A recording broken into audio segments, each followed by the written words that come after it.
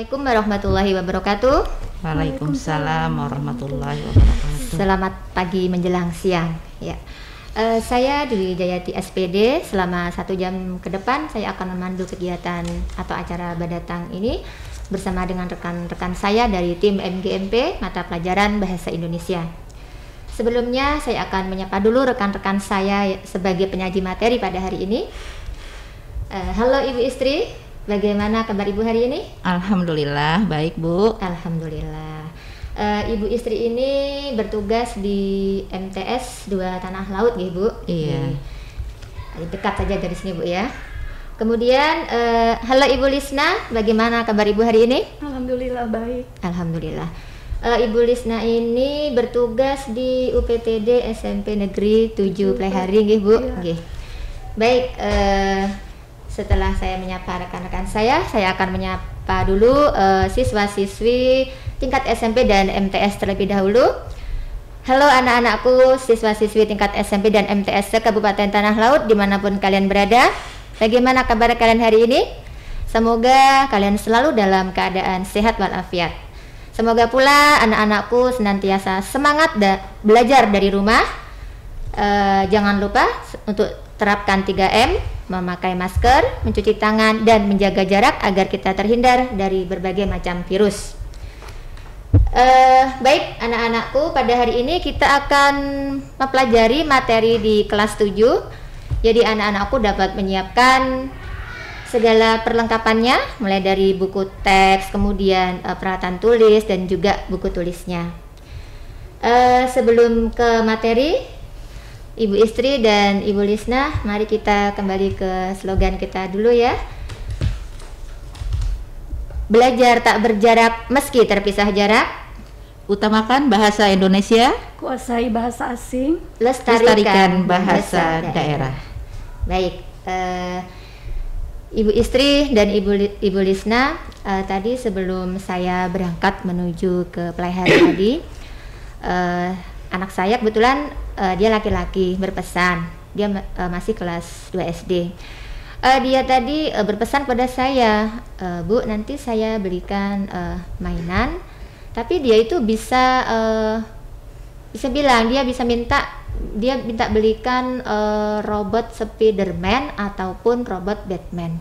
Nah, Ibu Lisna atau Bu Istri, sebenarnya apa sih hal yang menarik dari tokoh Spiderman atau Batman ini? Saya ini penasaran, kenapa dia kok tertarik sekali dengan tokoh ini? Ada apa ya Bu Lisna ya? Sama kayak anak saya juga, dia suka Cinderella. Itu jadi tokoh-tokoh kartun itu memiliki kekuatan yang ajaib, yang lebih gitu ya? Supernatural. Yang lebih dari kekuatan manusia pada umumnya gitu ya? Oh iya. Nah, ini ada kaitannya dengan materi pembelajaran kita pada hari ini, yaitu tentang cerita fantasi. Ini ada di kelas 7 ya. Baik, untuk cerita fantasi ini pada hari ini bagian-bagian akan kita bahas. Yang pertama nanti kita akan membahas tentang pengertian dari cerita fantasi.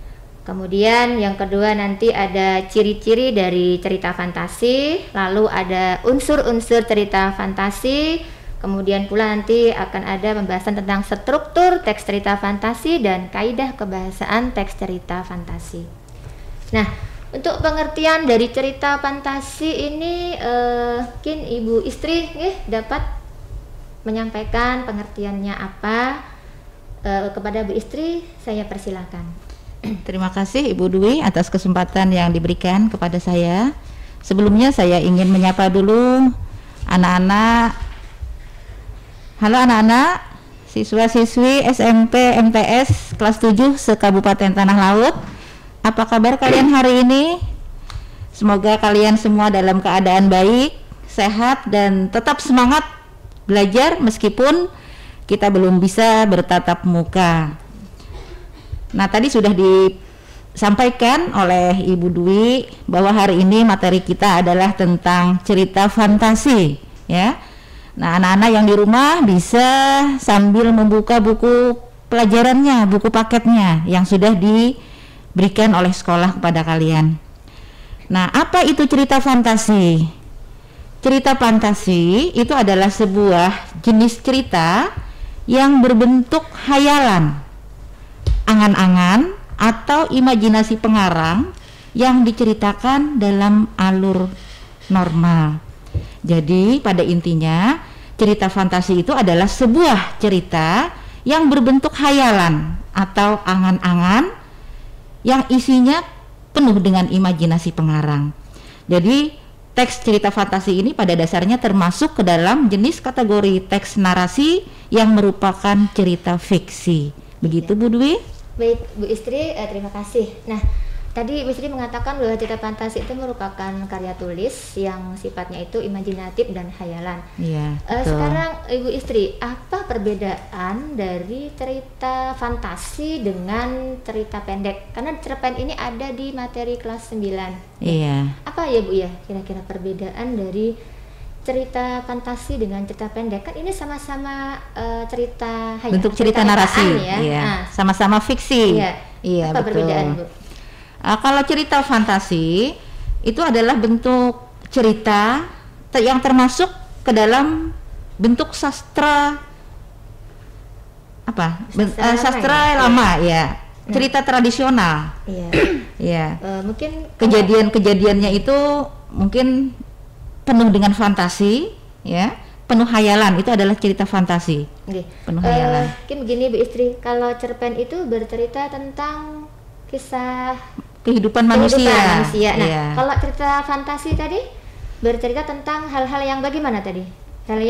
Hal-hal yang tidak nyata. Iya, gitu tidak ya? nyata. Oh, iya. Kalau kita nalarkan itu sepertinya tidak masuk akal, tidak masuk gitu akal. Ya. Oh, iya. Jadi hayalan dan penuh hal-hal yang tidak masuk akal. Iya, terutama pada tokoh-tokohnya. Dan hanya imajinasi dari penulisnya saja. Ya. Baik. Jadi dapat disimpulkan bahwa perbedaan dari cerpen dan cerita fantasi tadi, apabila cerpen itu kan bercerita tentang kisah kehidupan manusia, sedangkan untuk cerita fantasi ini ceritanya itu bertema hal-hal yang tidak nyata atau hayalan semata dan hanya imajinasi dari penulisnya saja. Begitu ya Bu ya? Iya. Oke. Baik, untuk kita sudah mengetahui apa itu pengertian dari cerita fantasi, kemudian perbedaannya apa dengan cerita pendek.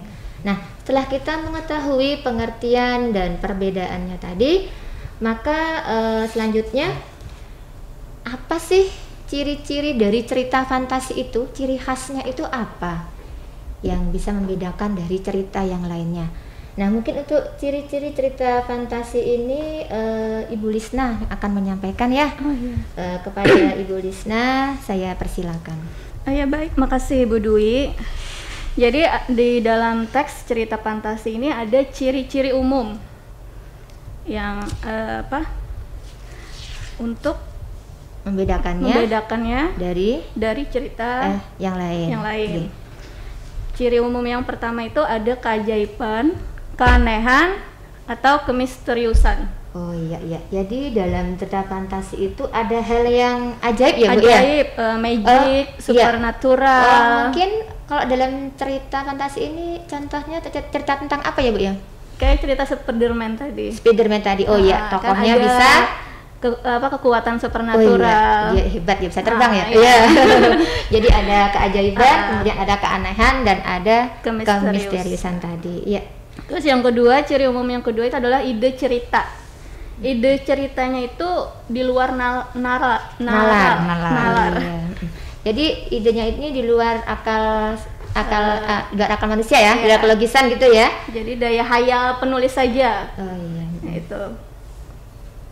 Terus yang ketiga itu cirinya menggunakan berbagai latar, lintas ruang dan waktu.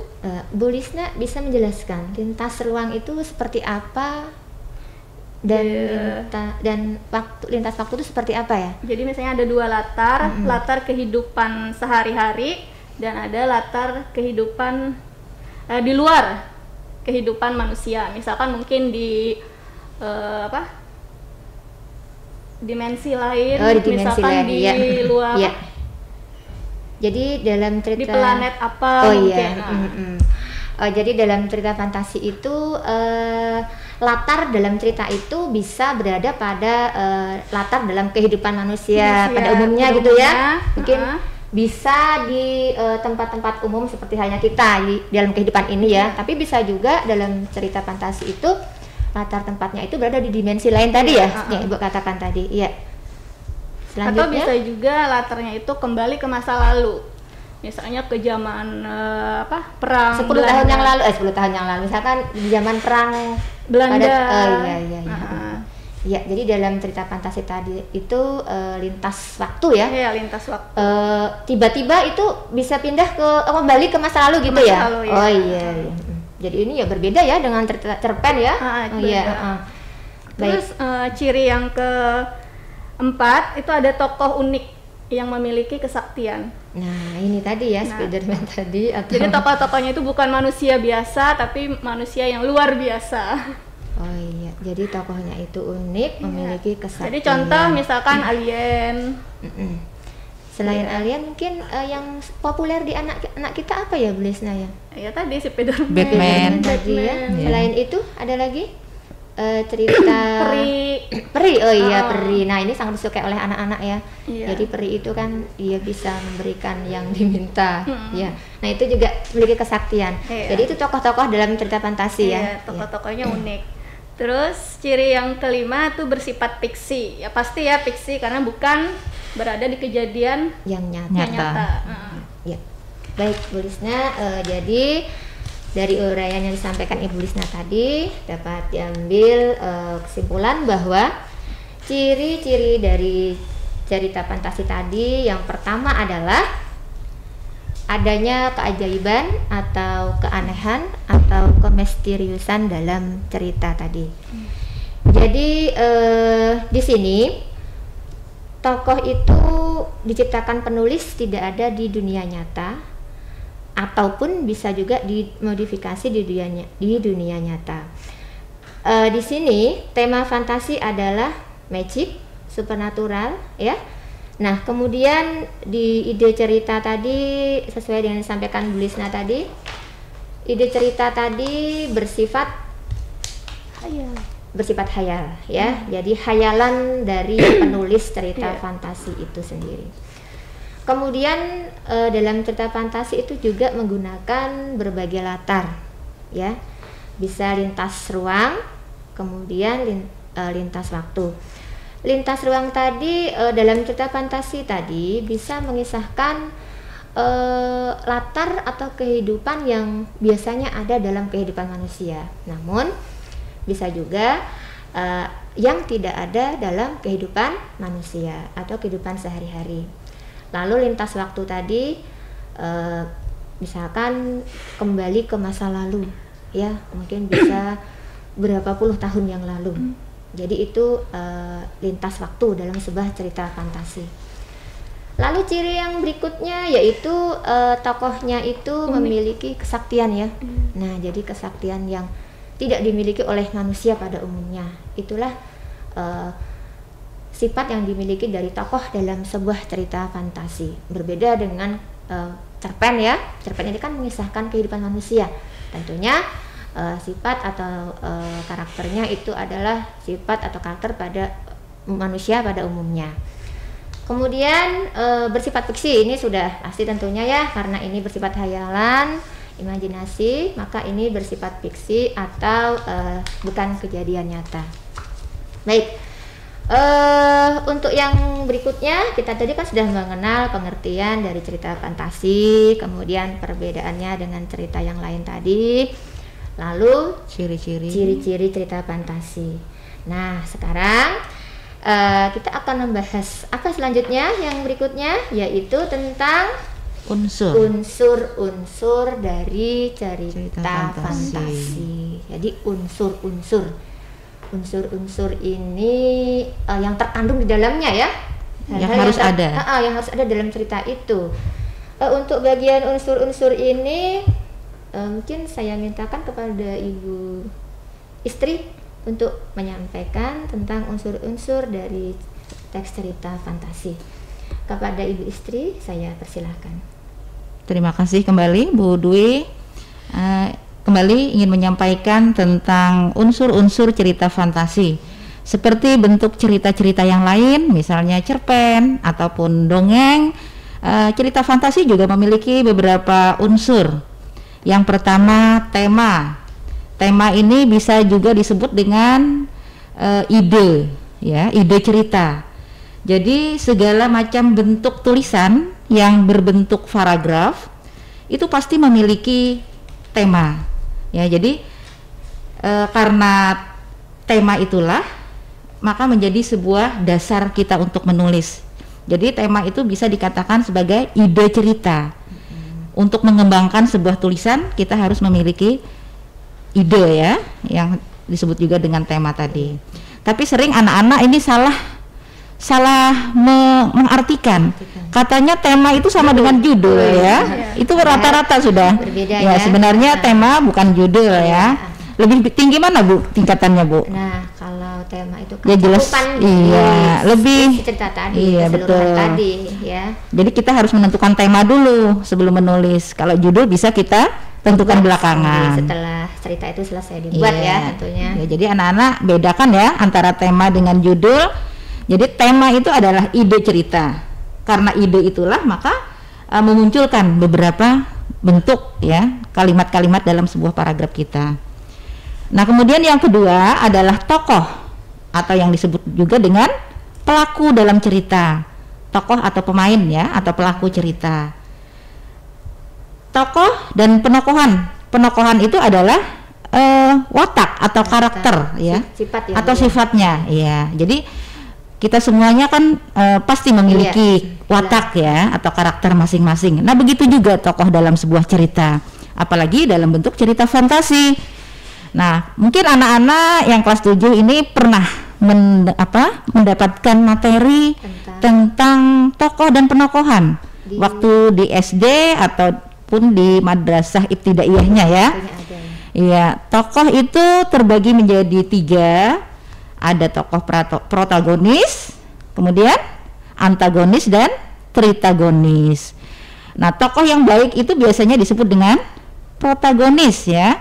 Kemudian tokoh yang jahat itu antagonis, kemudian tritagonis adalah tokoh penengah. Biasanya kalau di cerita bawang merah bawang putih itu yang bawang merah itu sebagai tokoh yang jahat, ya. Ya, antagonisnya, bawang putih sebagai protagonisnya. Terus tritagonisnya siapa, Bu? Tritagonisnya siapa itu? Yang baik, ya, penengahnya. Itu. Di situ membantu tokoh. Yang Ibu Peri. Bukan, yang membawa bawang merah mungkin, ya, yang membawa bawang merah ini. Iya, jadi itu supaya anak-anak kita paham, ya. Iya, supaya paham lalu kita bawa ke bentuk contoh, contoh nyata. Nah, jadi yang unsur yang pertama tadi tema, yang kedua tokoh dan penokohan, lanjut yang ketiga adalah alur. Alur ini disebut juga dengan jalan cerita. Ya, jadi alur adalah jalan cerita. Dalam cerita apapun itu pasti memiliki alur atau jalan cerita. Jadi alur dalam sebuah cerita itu terbagi menjadi 3.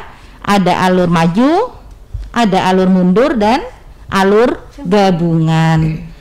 Dikatakan alur maju apabila cerita itu dimulai dari A sampai ke Z, atau menceritakan pada masa anak-anak sampai menjadi dewasa atau tua, ya, atau masa saat ini. Berarti urut itu, ya, Bu, ya, urut, ya, saat ini menuju ke masa depannya.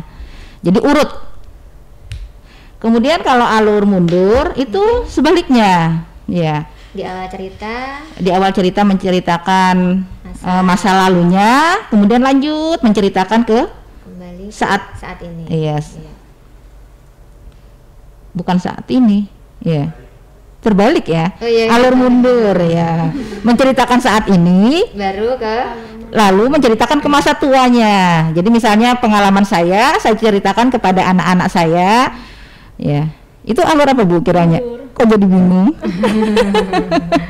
Alur mundur, ya, ya, saat ini, ya, lalu menceritakan kejadian masa lalunya.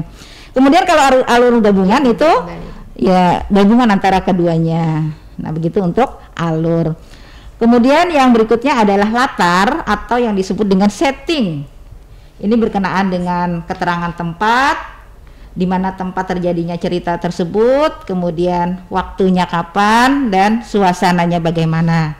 Nah, tentunya suasana ini adalah suasana yang melatar belakangi tokoh ataupun keadaan cerita tersebut. Kemudian amanat. Nah, amanat ini adalah pesan atau hikmah yang disampaikan penulis dalam cerita. Jadi anak-anak tidak hanya sekedar menikmati karya sastranya saja, cuma ada hikmah atau pesan yang terkandung di dalam cerita itu, sehingga dia bisa memetik apa manfaat ya dari dia membaca itu. Jadi tidak hanya sekedar sebagai hiburan, tapi ada nilai edukatifnya di dalam bacaannya tersebut. Kemudian yang berikutnya adalah sudut pandang. Yang keenam ya, sudut pandang ini adalah posisi atau kedudukan pengarang dalam cerita. Jadi di mana posisi pengarang dalam cerita itu. Jadi siapa pelaku dalam cerita itu, apakah penulis terlibat atau tidak.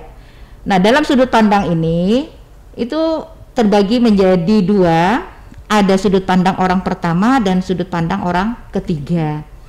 Nah, apabila penulis menggunakan nama aku misalnya ya, menggunakan sebutan aku atau saya, berarti menggunakan sudut pandang orang pertama ya. Apabila menggunakan nama penulis ataupun menggunakan sebutan ia, kemudian dia, berarti menggunakan sudut pandang orang ketiga. Nah, sebenarnya ini kan bisa lagi kita pecah kembali ya, bahwa sudut pandang orang pertama itu masih bisa dibagi lagi. Orang pertama pelaku utama dan orang pertama pelaku sampingan ya. Tapi kita sampaikan di sini, mungkin mengingat waktu juga ya, kita sebutkan dua saja, bahwa sudut pandang itu terbagi menjadi orang pertama dan orang ketiga. Ya. Terima kasih Ibu Istri. Ya. Jadi tadi telah disampaikan tentang unsur-unsur dari teks cerita fantasi. Jadi dapat disimpulkan bahwa unsur-unsur dari cerita fantasi itu ada 6 ya tadi ya. Yang pertama adalah adanya tema. Jadi tema itu yang menjadi ide atau menjadi dasar cerita tadi. Ya, mungkin anak-anak kita masih sering menyamakan antara tema dengan judul ya. Katanya kalau ditanya temanya apa, dia menjawabnya berdasarkan judul, disamakan dengan judul. Kebanyakan seperti itu. Kemudian dalam sebuah cerita fantasi, unsur yang berikutnya itu adalah adanya tokoh dan penokohan. Tokoh ini wajib ada, karena memang kalau tidak ada tokoh siapa yang ceritakan, ya kan? Nah, jadi tokoh itu tadi sudah disampaikan oleh Ibu Istri, itu terbagi menjadi 3 tadi ya. Kemudian penokohan ini adalah sifat atau karakter yang melekat pada tokoh dalam cerita itu. Nah, penokohan ini dilekatkan kepada tokoh-tokoh dalam cerita itu sesuai dengan rancangan dari si penulis itu. Seperti halnya kita dalam kehidupan sehari-hari, kita juga memiliki sifat dan karakter yang berbeda-beda. Kemudian yang ketiga yaitu adalah latar atau setting tadi.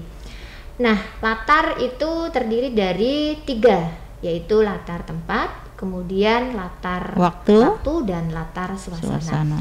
Latar tempat ini tempat-tempat yang dipakai dalam cerita itu, di mana saja cerita itu terjadi. Nah, itu latar tempat. Kemudian latar waktu ini berkaitan dengan kapan ya, berarti kapan peristiwa itu terjadi atau cerita itu terjadi kapan. Nah, itu kaitannya dengan latar waktu. Lalu latar suasana, bagaimana suasananya? Ya, apakah menegangkan, atau menakutkan, menyeramkan? Nah, itu berkaitan dengan latar suasana. Berikutnya yaitu tadi alur. Alur itu tadi adalah jalannya cerita. Ya, ada tiga jenis alur yang telah disampaikan oleh Ibu Istri tadi, yaitu alur maju, alur mundur, dan alur gabungan. Tadi sudah disampaikan dengan rinci oleh Ibu Istri satu persatu. Kemudian unsur yang kelima yaitu sudut pandang. Jadi dalam bercerita, si penulis ini bisa menggunakan kata ganti, bisa saja dia menggunakan kata ganti orang pertama seperti kata aku. Aku adalah contoh ya dalam sebuah ya, aku adalah seorang anak yang tinggal di sebuah desa apa misalkan. Nah itu berarti aku menggunakan kata aku. Berarti ini menggunakan sudut kata pandang ganti orang pertama ya. Kemudian apabila menggunakan nama, menggunakan nama tokoh misalkan, Cinderella adalah seorang gadis cantik misalkan ya. Ia tinggal di sebuah desa yang apa misalkan. Nah Cinderella itu kan tadi nama ya, kemudian iya, berarti ini sudut pandangnya menggunakan sudut pandang orang ketiga. Lalu unsur yang keenam yaitu amanat atau pesan atau hikmah yang bisa kita petik dari sebuah cerita. Jadi ketika kita menikmati sebuah karya ya, baik itu sebuah puisi ataupun sebuah cerita atau karya yang lainnya, kita tidak hanya sekedar bisa terhibur ya, tidak hanya sekedar menikmati saja, tapi kita juga bisa mengambil pesan atau amanat ataupun hikmah dari cerita itu. Kalau di kelas 7 itu ada cerita teks fabel ya. Nah, teks fabel itu juga itu sangat yang menonjol itu pesan moralnya. Kalau teks fabel ya, pesan moral dari cerita itu. Jadi pesan yang bisa dipetik atau bisa diambil untuk kemudian diterapkan dalam kehidupan pembaca sehari-hari itu. Mungkin Bu Dwi untuk mengingat apa saja unsur dalam sebuah cerita fantasi, ini anak-anak perlu kita beri trik juga ya, trik untuk mengingat ya, untuk menghafal supaya mudah. Gusti bisa berbagi ya pada anak-anak kita. Mungkin kita singkat aja, kita ambil dari huruf depannya. Ya, jadi unsur cerita fantasi tadi ada 6, kita singkat menjadi talas. T-nya ada 2 ya, T ya talas. Jadi T yang pertama itu adalah tema, T yang kedua adalah tokoh dan penokohan, A-nya adalah alur, L-nya adalah latar atau setting, A-nya adalah amanat, dan S-nya adalah sudut pandang. Mantap. Ya, jadi mudah ya supaya anak-anak mudah mengingat unsur-unsur yang ada dalam cerita fantasi tadi dengan cara menyingkat dengan menggunakan huruf awal dari setiap sebutan tadi ya. Dengan apa tadi Bu Listri tadi? Talas. Talas, iya. Bagus, ya, sip. Nah, kita masih lanjut anak-anak Ibu yang berada di luar sana. Semoga masih tetap menyimak dan masih tetap bersemangat ya. Kita meskipun belajar dari rumah karena kita masih dalam suasana pandemi, mudah-mudahan anak-anak tetap semangat, termotivasi untuk belajar terus. Baik, setelah kita mengetahui dari unsur-unsur cerita fantasi tadi, maka selanjutnya kita akan membahas tentang struktur dari teks cerita fantasi.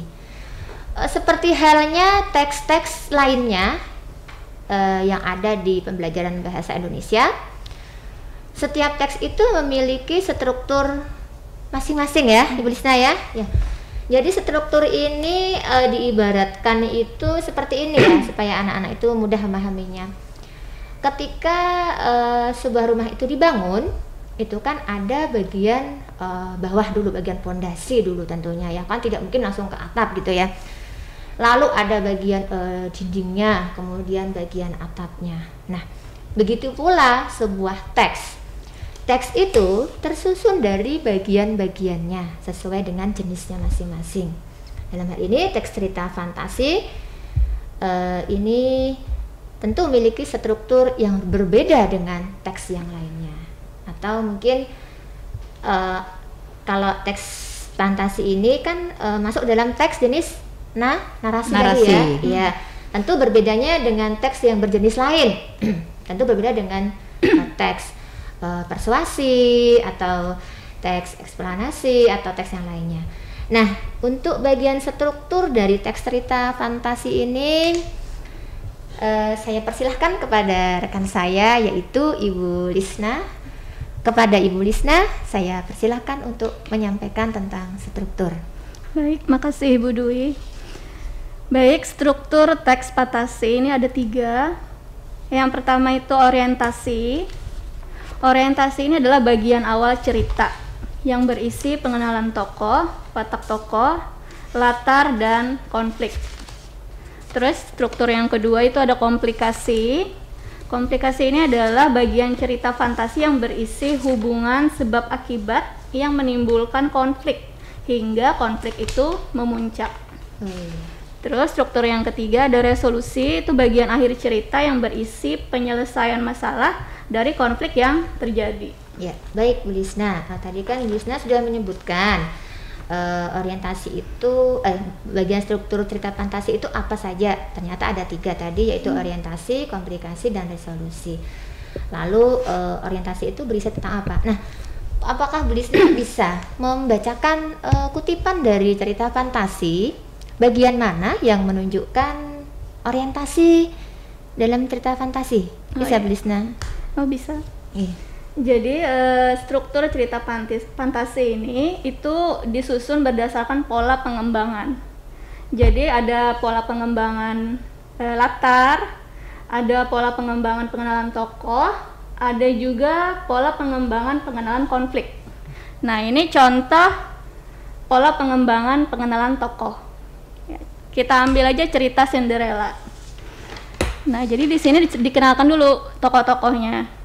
Jadi di sebuah desa hiduplah seorang gadis cantik yang bernama Cinderella. Cinderella hidup bersama ibu tiri dan 2 orang saudara tiri. Hidup Cinderella menderita karena Cinderella dijadikan pembantu oleh ibu juga saudara tirinya. Oh iya. Nah, itu dikenalkan tokoh-tokohnya.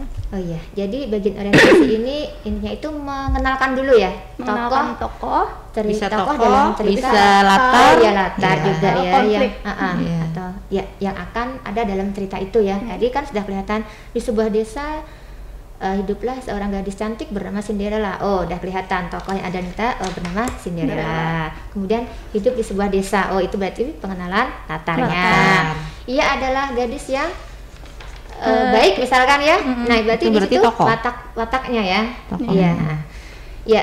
Kemudian Bu Lisna, tadi untuk struktur yang berikutnya yaitu bagian komplikasi tadi. Nah, untuk bagian komplikasi tadi cirinya itu kan berisi hubungan sebab akibat sehingga muncullah suatu permasalahan. Karena yang membuat cerita itu menarik adalah adanya permasalahan dalam cerita itu ya. Kalau misalkan cerita itu datar saja tidak ada konflik, rasanya tidak seru ya sebuah cerita itu. Nah, mungkin Bu Lisna bisa membacakan contoh kutipan dari cerita fantasi yang masuk pada bagian struktur komplikasi. Oh iya. Nah, jadi di dalam struktur komplikasi ini juga ada pola pengembangannya. Jadi ada pola pengembangan dengan menghadirkan tokoh lain, ada pola pengembangan dengan mengubah latar, ada juga pola pengembangan dengan melompat pada zaman yang berbeda. Bisa ke masa lalu atau ke masa depan. Seperti itu. Ini contoh menghadirkan tokoh lain. Nah, masih di cerita Cinderella. Jadi pada suatu hari pangeran ingin mencari istri dan dia mengundang gadis-gadis di seluruh negeri untuk ke istana. Nah, Cinderella ingin pergi ke istana tapi dia tidak mempunyai gaun yang bagus. Tiba-tiba seorang peri merasa iba dengan keadaan Cinderella dan ibu peri itu pun mengubah baju lusuh Cinderella itu menjadi gaun yang sangat cantik. Ibu peri itu juga mengubah labu menjadi kereta dan tikus menjadi kuda.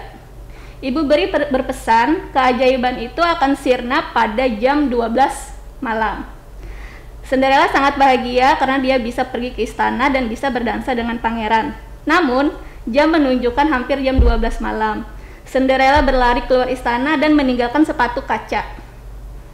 Setelah tepat jam 12 malam, keadaan Cinderella berubah seperti sedia kala. Seperti itu. Oh iya. Menghadirkan tokoh lain ya Bu Iya, ya tadi ya. iya. Berarti tokoh awalnya siapa Bu? Tokoh utamanya kan Cinderella. Ya, terus yang hadir tokoh lainnya? Tokoh lainnya pangeran. Oh iya. Nah, itu jadi maksudnya ya, menghadirkan tokoh lain. Jadi tidak sendiri. Ada rekannya di dalam cerita itu. Iya. Jadi bisa diambil kesimpulan Jadi tadi anak-anak ya, bisa paham. bahwa Mungkin kan- secara keseluruhan tokohnya nanti ada ibu tiri dan dua saudara tiri ya, tadi. gini mungkinlah Cara di bagian mengembangkan komplikasi ini kan ada pola pengembangan seperti halnya pada bagian orientasi tadi ya. Di komplikasi ini tadi pola pengembangannya ada yang dimulai dengan menghadirkan tokoh lain tadi. Iya. Contoh tadi pangeran tadi ya. Iya, Nah, pangeran. menghadirkan pangeran tadi. Nah, berarti ini menghadirkan tokoh lain. Jadi ini Itulah yang menimbulkan konflik akhirnya ya. Ya. Iya, jadi pola pengembangan bagian komplikasi tadi dimulai dari menghadirkan tokoh lain tadi, Iya. yaitu tokoh Pangeran. Iya, iya, betul. Kemudian struktur yang berikutnya yaitu resolusi. Seperti halnya di dalam teks narasi yang lain ya. Di sini ada bagian resolusi. Resolusi yaitu berisi penyelesaian masalah. Nah, berarti ini cerita udah hampir selesai ya? Iya, cerita akhir. Ya, karena sudah ada penyelesaian masalah Iya. dari konflik atau permasalahan yang terjadi dalam sebuah cerita. Mungkin Ibu Lisna bisa juga membacakan kutipannya saja ya dari cerita fantasi yang menunjukkan bagian resolusi tadi atau bagian yang menunjukkan penyelesaian masalah dari konflik dalam cerita tadi. Nah, jadi di dalam struktur resolusi itu juga ada pola pengembangan ceritanya. Yang pertama, pola pengembangannya dengan lompatan waktu. Ada juga pola pengembangan sebab akibat yang unik. Atau pola pengembangan dengan surprise atau kejutan. Kejutan ya. Nah, jadi ini kita ambil contoh pola pengembangan dengan surprise atau kejutan. Jadi masih di cerita Cinderella tadi. Jadi setelah selesai acara itu, pangeran ternyata menyukai si Wah, Cinderella. jadi ya. Itu kejutannya bola. kejutannya. Lalu pangeran ingin mencari siapa pemilik dari sepatu Sepatu kaca itu. tadi. Lalu dia mencari ke seluruh negeri gadis-gadis siapa yang cocok memakai sepatu itu. tadi. Ya. Iya. Akhirnya pangeran menemukan Cinderella dan dia menikahinya. Lalu mereka Wah, hidup bahagia selamanya. Iya. Jadi itu tadi resolusinya ya. Iya, Konflik tadi. Cara pengarang untuk mengakhiri sebuah Iya. cerita. Iya. Jadi ada konflik, ada permasalahan, lalu ada resolusi, ya, ada Dengan penyelesaian surprise. ceritanya, penyelesaian masalahnya. Seperti tadi, seperti halnya komplikasi dan orientasi, bagian resolusi itu juga memiliki pola pengembangan. Nah, jadi ada yang dimulai dengan lompatan waktu, kemudian dimulai dengan sebab akibat, dan dimulai dengan kejutan tadi.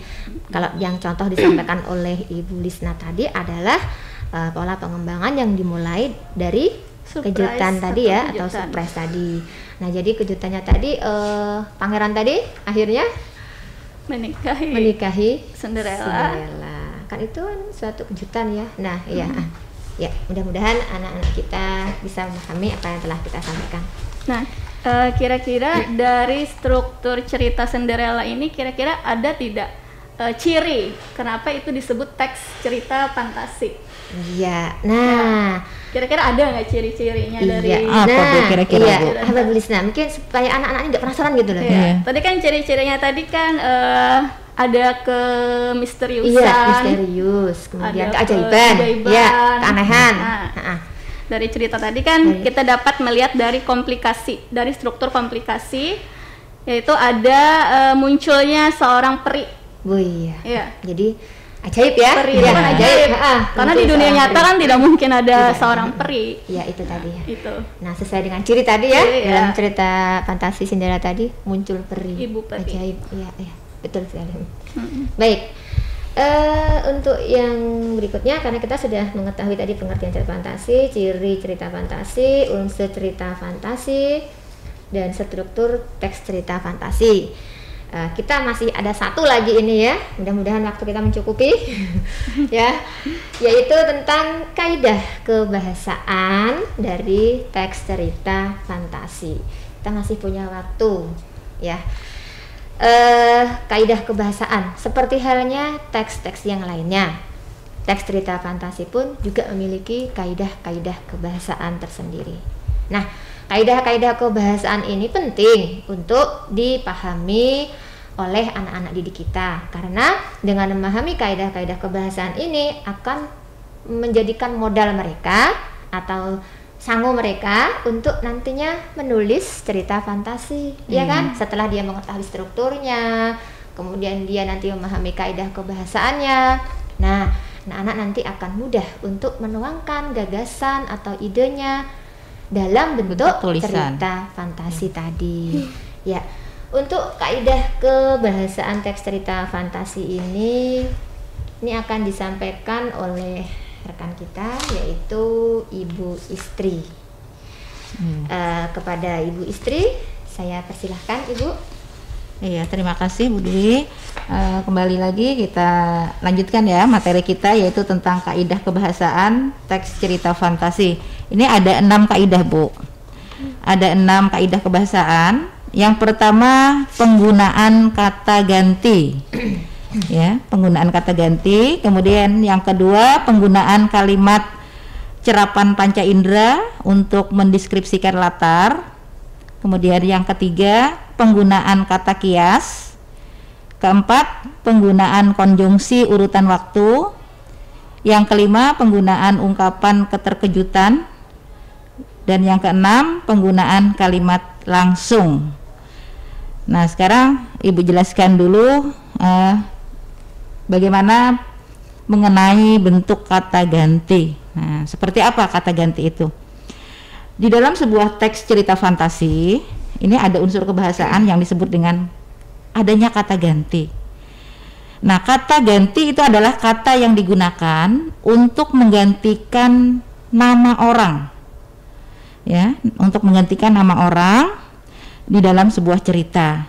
Jadi tidak mesti harus nama orangnya asli, ya, namanya sebenarnya, tapi bisa menggunakan kata ganti. Seperti apa bentuknya? Misalnya pada kata ganti orang pertama itu menggunakan kata aku atau saya, ya. Kemudian kalau cerita itu berbentuk dalam bentuk bahasa daerah, itu bisa menggunakan kata beta. Berarti kalau dari contoh cerita Ibu Lisna tadi menggunakan kata ganti apa Bu Lisna tadi? Cinderella, orang ketiga. Oh iya, Cinderella. Berarti orang ketiga karena menggunakan nama orang dan iya. Iya. Itu contoh dan cerita tadi. Kemudian kata ganti ini dapat dijadikan acuan untuk menentukan sudut pandang. Nah, jadi ada hubungannya untuk penentuan sudut pandang pada unsur cerita tadi. Jadi dilihat dari segi penulis meletakkan kata gantinya, menggunakan kata gantinya, apakah menggunakan kata aku atau menggunakan nama orang atau iya dia. Jadi kita ulang kembali lagi, kalau kata ganti orang pertama itu menggunakan kata aku atau saya, ya. Kemudian kalau kata ganti orang ketiga itu bisa menggunakan kata iya, ya, iya, dia atau nama, ya, nama. Itu mengenai kata ganti. Kemudian yang kedua itu menggunakan kalimat cerapan panca indera untuk mendeskripsikan latar. Nah, seperti apa bentuk kalimat cerapan panca indera? Ini kalimat cerapan panca indera merupakan kalimat yang melibatkan alat indera, seolah melihat, mendengarkan, meraba, merasakan, dan mencium. Dalam hal ini kalimat ini termasuk kalimat yang mendukung pendeskripsian latar. Jadi cerapan panca indera yang berhubungan dengan indera kita, anggota tubuh kita. Jadi ketika membaca sebuah cerita, seolah-olah pembaca merasakan sendiri, ya. Apakah dia seolah-olah melihat, ya, merasakan atau mencium. Dalam cerita fantasi Cinderella tadi, hiduplah seorang gadis yang amat cantik. Nah, itu berarti kita seakan-akan ikut melihat seorang gadis yang cantik gitu ya. Menggunakan indera penglihatan. Atau misalnya ruang tengah di rumahku jadi berantakan. Semua mainan adik berserakan di lantai. Berarti indera apa juga? Penglihatan ya. Penglihatan juga, iya, betul. Kita seakan-akan melihat suasana ruangan yang berantakan tadi. Iya. Kemudian yang berikutnya adalah penggunaan kata kias, ya. Kata kias itu adalah kata yang tidak memiliki makna sebenarnya, atau dalam kata tersebut ada makna lain yang tersirat. Jadi bukan makna yang sebenarnya, tapi ada makna lain yang tersirat dari tulisan tersebut. Nah, contoh, jiwanya terguncang. Ia tak terima terlahir dengan kondisi seperti ini. Hatinya terus berteriak dan meronta. ia sudah lelah dengan ejekan semua orang.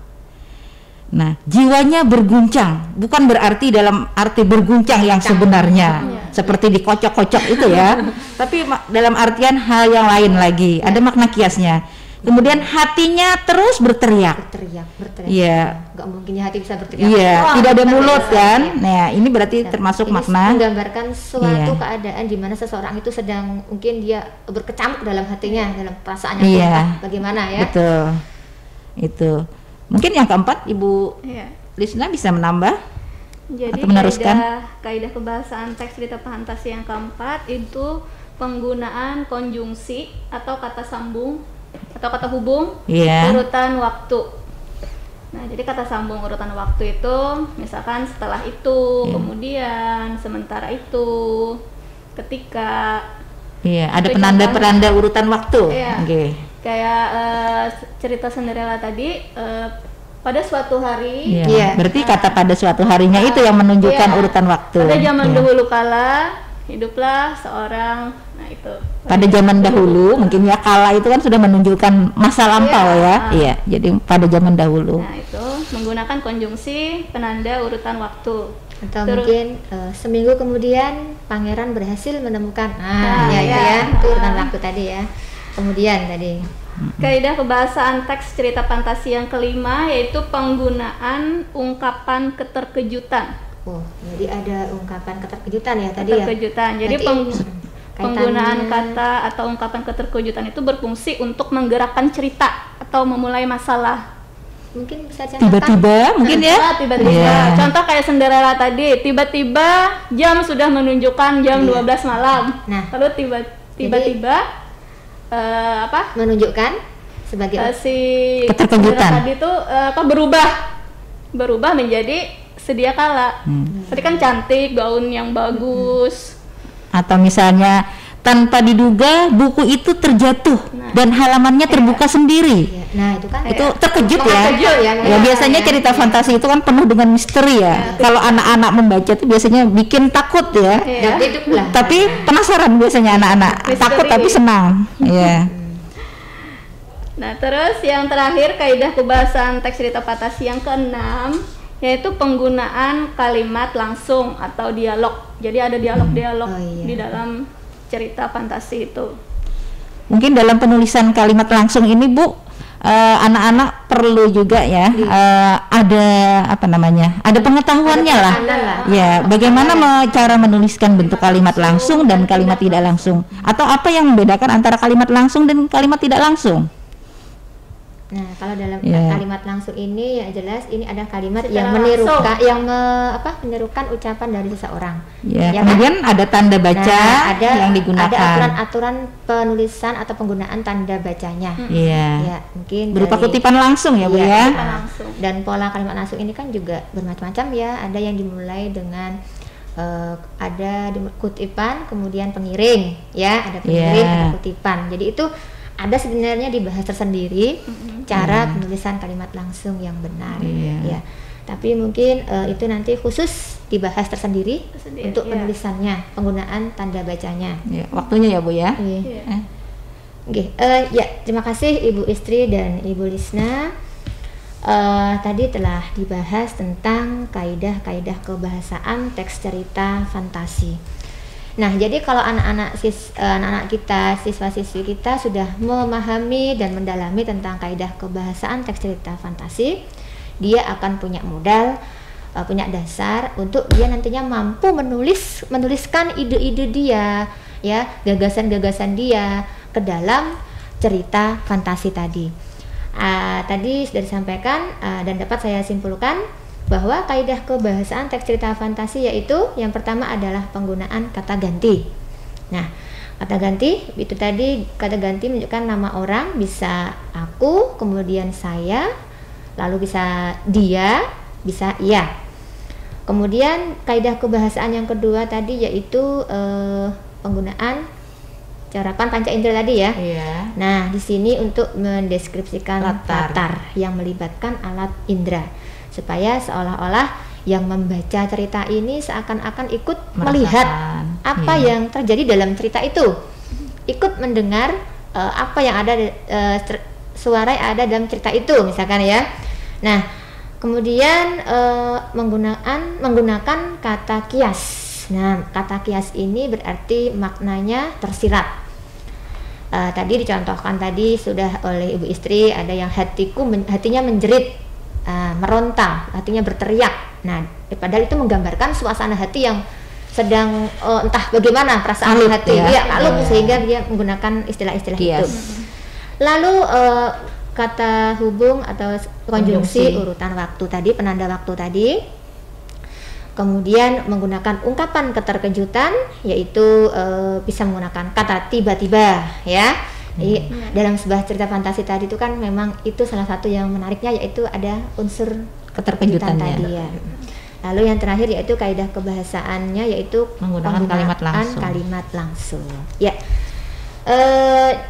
ini yang telah kita bahas tadi ya. Pada hari ini kita dapat bersama-sama membahas, dan mudah-mudahan anak-anak kita yang di luar sana dapat memahami apa yang telah kita sampaikan bersama. Mudah-mudahan pembelajaran hari ini dapat membawa manfaat. Nah, kita tadi telah mempelajari ya tentang pengertian cerita fantasi, kemudian ciri-ciri cerita fantasi, lalu unsur-unsur cerita fantasi, kemudian struktur cerita fantasi, dan kaidah kebahasaan teks cerita fantasi. Nah, sebenarnya setelah ini ada lagi ya, yaitu nanti menulis cerita fantasi. Jadi setelah mengetahui strukturnya bagaimana, kaidah kebahasaannya seperti apa, nah nanti baru langkah selanjutnya adalah menuangkan gagasan atau ide dalam bentuk cerita fantasi. Ya, mungkin untuk pembelajaran hari ini cukup sekian karena keterbatasan waktu yang ada. Mudah-mudahan dapat membawa manfaat bagi anak-anak didik kita, dan saya selaku pemandu pada acara pada hari ini menyampaikan permohonan maaf apabila terdapat kata-kata yang kurang berkenan.